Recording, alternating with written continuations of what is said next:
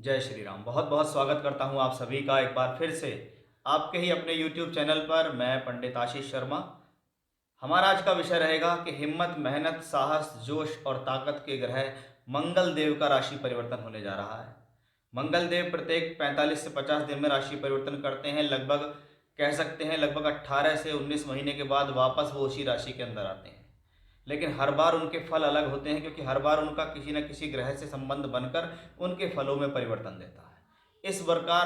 इस बार की जो परिवर्तन होने वाला है कि मंगल शनि की मकर राशि से निकलकर, यानी अपनी उच्च राशि से निकलकर शनि की ही दूसरी राशि कुंभ राशि में प्रवेश करेंगे। यानी पहले वो शनि की राशि में थे, इस बार वो शनि के साथ होंगे। इसलिए मंगल के फलों में अंतर तो आएगा, क्योंकि मंगल अकेला होता तो उसके फल वही होते, लेकिन मंगल का अगर संबंध किसी से बन जाता है तो उसके फलों में कहीं ना कहीं कुछ ना कुछ डिफरेंट जरूर आ जाता है।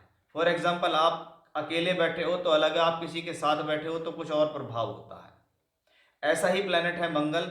जैसे हम शनि को, बृहस्पति को, राहु केतु को वरीयता देते हैं, तो उसके बाद चौथे नंबर पर मंगल ग्रह आता है, जिसके बिना जीवन में सभी कार्य अधूरे हैं। और अधूरे इसलिए हैं कि जिस व्यक्ति के अंदर हिम्मत, जोश और साहस नहीं है, वो अपने जीवन में पीछे रह जाता है। उसके अंदर रिस्क टेकिंग कैपेसिटी नहीं होती, वो चीज़ों को उससे घबरा जाता है, बहुत जल्दी परेशान हो जाता है। लेकिन जिनका मंगल बली होता है वो जीवन में आगे बढ़ते हैं, रिस्क लेते हैं और जीवन में परिश्रम करके बहुत कुछ प्राप्त कर सकते हैं। ऐसा ही मंगल ग्रह 15 मार्च 2024 से लेकर 23 अप्रैल 2024 तक राशि में रहेंगे, कुंभ राशि के अंदर, जहां पर बनेगा ये मंगल शनि का योग। इस मंगल शनि के सही योग का आपकी राशि पर क्या प्रभाव होने वाला है, ये मेरा आज का विषय रहने वाला है, जिसको बहुत ही विस्तार से मैं समझाऊंगा। जिसकी भूमिका बनाने के लिए कुछ महत्वपूर्ण जानकारियां मुझे आपको देनी होंगी कि क्यों ये मंगल शनि का योग खास है, क्यों ये मंगल का गोचर खास है, या किन लोगों के लिए ये बहुत ज़्यादा खास होने वाला है। तो आइए इसको समझते हैं। देखिए, मंगल कौन है? हिम्मत, जोश और साहस का कारक ग्रह है मंगल। जहां पर हमें इस एनर्जी की बात होती है कि किसके अंदर कितनी एनर्जी है, तो हम मंगल से लेते हैं। और वो मंगल क्या है? काल पुरुष का लग्नेश है। यानी एक मंगल मोस्ट इंपॉर्टेंट प्लेनेट हो जाता है। जब हम काल पुरुष का लग्नेश की बात करते हैं तो हमारे मंगल के कारक तो हमारे सामने आ जाते हैं। फिर हम देखते हैं कि शनि भी काल पुरुष के दशम और एकादश का स्वामी है। अब शनि का है दशम भाव, यानी कर्म, कार्यक्षेत्र, नौकरी, व्यापार, श्रम, मेहनत, जो भी है वो शनि है। लाभ भाव का मालिक है, इसलिए सोर्स ऑफ इनकम, प्रमोशन, तरक्की, लाभ, वृद्धि, प्राप्तियां, जीवन में हमने कुछ कमाया और बचाया और सेव किया और हमें सम्मान मिला, 11वें घर से देखते हैं, यानी शनि भी उसको रिप्रेजेंट करता है। अब शनि क्या है? सहजता का कारक है, धैर्य का कारक है।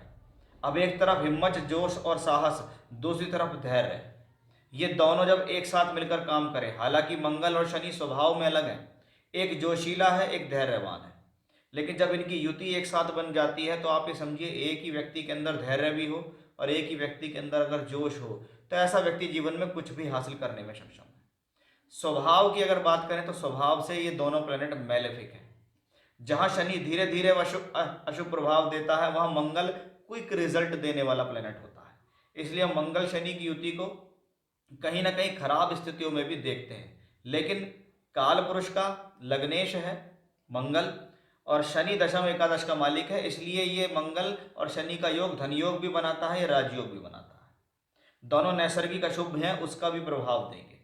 अब इस दौरान किन लोगों पर इसका प्रभाव ज़्यादा हो सकता है? फॉर एग्जाम्पल, आपको मंगल या शनि से संबंधित किसी भी तरीके से दशांतर प्रत्यंतर चल रही है, आपका जन्म धनिष्ठा, शतभिषा, पूर्वा भाद्रपद नक्षत्र में हुआ है, या आपको जिन ग्रहों की दशा चल रही है वो धनिष्ठा, शतभिषा या पूर्वा भाद्रपद नक्षत्र के अंदर बैठे हुए हैं, तो भी हम ये कह सकते हैं कि और लोगों के मुकाबले इसका ज़्यादा प्रभाव होगा। यानी एक बहुत ही महत्वपूर्ण गोचर ये होगा, जिससे हम ये कह सकते हैं कि यहाँ से आपके जीवन का कुछ नया ट्रैक डिसाइड हो सकता है। कि कभी कभी व्यक्ति जीवन में लगातार किसी चीज़ के लिए मेहनत करता है, लेकिन उसको सही राह नहीं मिलती, सही दिशा नहीं मिलती। अब मंगल और शनि, जिसको मैंने शुरू में ही कहा कि भाई ये काल पुरुष का लग्नेश और दशमेश है।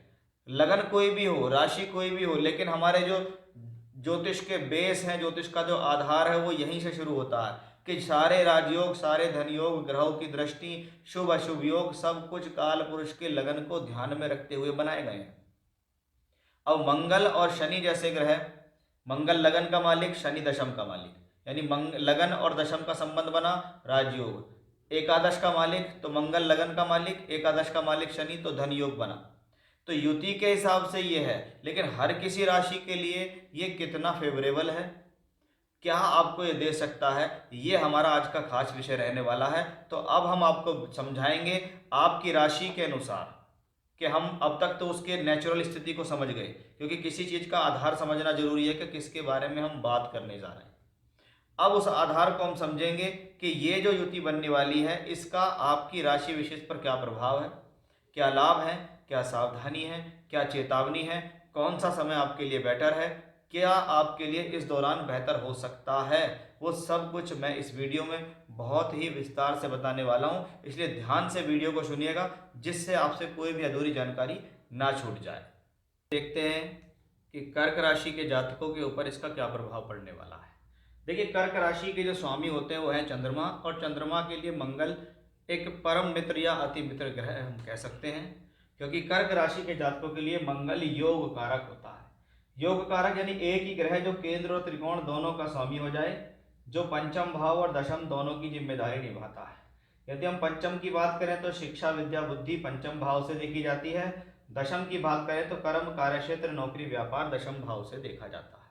यानी इन दो चीज़ों को देखकर हम कन्फर्म कर सकते हैं कि ये जो दोनों चीज़ें हैं, इनका जो रिजल्ट देने वाला प्लेनेट है वो मंगल है। अब अगर वो मंगल अच्छे ग्रहों से संबंध बना गया तो वो फलों में वृद्धि हो जाती है, अच्छे ग्रहों से संबंध नहीं बनाया तो उस फल में कमी हो जाती है। अब इन दोनों का मालिक कुंडली के आपकी राशि से 8वें घर में पहुंच गया है। इसका मतलब है कि अष्टम भाव, जिसको हम अड़चन दुविधा और परेशानी का भाव कहते हैं, वो परेशानी के भाव में एनर्जी कारक मंगल गया। तो सबसे पहली चेतावनी है कि इस दौरान आप जो भी कार्य करें उसमें ये सोचें कि मैं ये कार्य क्यों कर रहा हूँ, इस कार्य में क्या मुझे मेहनत करनी चाहिए, क्या मुझे अपना हिम्मत जोश ताकत इस कार्य में लगानी चाहिए या नहीं लगानी चाहिए। क्योंकि जब 8वें घर में मंगल जाता है तो व्यक्ति अपनी एनर्जी को वेस्ट करता है, बिना वजह के कार्यों में मेहनत करके, किसी अन्य व्यक्ति के लिए कार्य करके जी अपने हाथ में कुछ नहीं लगा, दूसरों के लिए मेहनत कर दी और कुछ भी प्राप्त नहीं हुआ। ये अष्टम के मंगल की सबसे पहली स्थितियां हैं जो आपको ध्यान रखनी है इन 45 से 50 दिन के अंदर। क्योंकि पंचम भाव का मालिक अष्टम में अष्टमेश शनि के साथ शत्रु राशि में है, इस दौरान अपनी बुद्धि से लिए गए निर्णय सोच समझकर लेने होंगे, अन्यथा आपको नुकसान हो सकता है। क्योंकि अष्टम का स्वामी यहाँ से बैठकर यहाँ देख रहा है शनि, और यह पंचम का मालिक 8वें में गया। यानी इस दौरान या तो आपकी बुद्धि निर्णय से कोई गलती होगी, किसी प्रकार के जोश में आकर, जल्दबाजी में आकर, या आप एजुकेशनली कोई गलत फैसला लेंगे, या आप कंफ्यूज होंगे, या अपनी पढ़ाई का अपने आप नुकसान करेंगे, या अपने प्रेम संबंधों का नुकसान करेंगे। ये भी इस कॉम्बिनेशन से दिखाई दिया है, क्योंकि पंचम भाव पर दोहरा अशुभ प्रभाव है। क्योंकि पंचम का मालिक कहाँ गया, अष्टम में, और अष्टम का मालिक उसको देख रहा है, यानी 5वां घर दूषित हुआ है। तो इस दौरान इन चीज़ों का विशेष ध्यान रखें। अब दशम भाव का मालिक यहाँ गया है, तो कहा जाता है कि इस दौरान आपको अपने कार्य क्षेत्र के अंदर किसी प्रकार का परिवर्तन नहीं करना, ना नौकरी बदलनी है, ना व्यापार में परिवर्तन करना है, ना ही कुछ नया काम करने की शुरुआत करनी है। जब दशम का मालिक अष्टम में जाता है तो ये कहा जाता है कि भाई इस दौरान व्यापारिक या नौकरी से संबंधित फैसले सोच समझ कर लें, क्योंकि दशम क्या है, कर्म कार्य क्षेत्र है। कर्म पहले आता है, कार्य क्षेत्र बाद में आता है। हम अपनी कार्य क्षेत्र नौकरी की जगह पर जाके पहले काम करते हैं, तब हमें सैलरी मिलती है। तो पहले कर्म है, और कर्म के डिसीजंस इस दौरान एक्यूरेट होनी चाहिए। इस दौरान कोई ऐसी गलती ना करें जो आप लोगों के निगाहों में आओ कि भाई ये व्यक्ति जल्दबाज है, क्रोधी है, गलती करता है, इसको यहाँ से निकालो, या इसका नाम लिस्ट में लिख लो कि आगे भी अगर इसने कोई प्रॉब्लम करी तो इसको जॉब से फायर कर देंगे या इसके साथ काम नहीं करेंगे। तो आपको ये उस प्रकार की चेतावनी देता है, क्योंकि एक तो अष्टम में जाता है, अष्टमेश के साथ जाता है। यहाँ भी आप देखिए कि दशम का मालिक अष्टम में और अष्टमेश इसको दृष्टि देता है। यानी जिस तरीके से पंचम भाव को पूरी तरीके से शनि ने कैप्चर किया, उसी तरीके से दशम भाव को भी पूरी रूप से शनि ने कैप्चर किया है, और शनि की ढैया भी चलती है। इसलिए मंगल अगर अष्टम में जा रहा है तो ये इस चीज को देख रहा है। वहीं दूसरी तरफ आप देखिए कि मंगल धन देना चाहता है, लेकिन शनि क्योंकि यहाँ से बैठकर दूसरे घर को देखता है, मंगल भी दूसरे घर को देखता है। इसलिए यहाँ दोनों चीज़ें दिखेंगी। मंगल चाह रहा है पैसा देना, शनि चाह रहा है रोकना। यानी इन 45 से 50 दिनों के अंदर आपको ये ध्यान रखना है कि भी जो जो चीज़ें मैंने आपको समझाई हैं उनसे संबंधित आपसे कोई गलती ना हो। ये समय नॉर्मल रूप से बीत जाए, ये समय औसत रूप से बीत जाए। आप जो भी काम कर रहे हैं वो काम आपके चलते रहेंगे। ये प्रॉब्लम जब ही क्रिएट होंगी एजुकेशनली और प्रोफेशनली जब आप कुछ स्टेप उठा के गलतियाँ करोगे। तो ये था हमारा आज का विषय कि कर्क राशि के जातकों मंगल जब अष्टम में आ रहा है तो ये आपको क्या दे सकता है। जय श्री राम।